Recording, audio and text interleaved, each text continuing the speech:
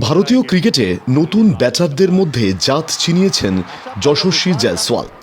ইতিমধ্যেই টেস্ট এবং টি-20 ক্রিকেটে নিজের জাত দেখিয়ে দিয়েছেন এই তরুণ বাঁহাতি ব্যাটার।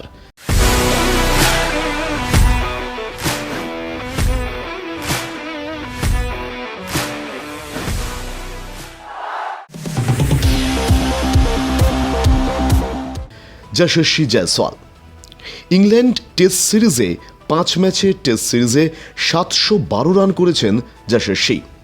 তারপর টি-20তেও নিজের জাত ছিনিয়েছেন।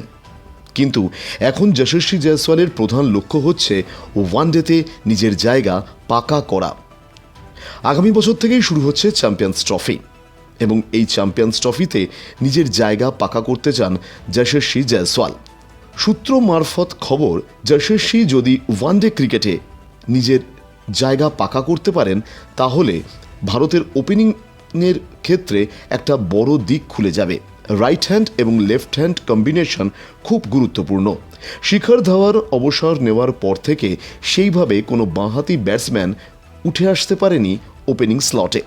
যশস্বী যদি ওয়ানডে ক্রিকেটে বাঁহাতি ব্যাটসম্যান হিসাবে উঠে আসে তাহলে এটা অবশ্যই ভারতীয় ক্রিকেটে একদিনের ক্রিকেটে একটা বড় পাওনা হবে।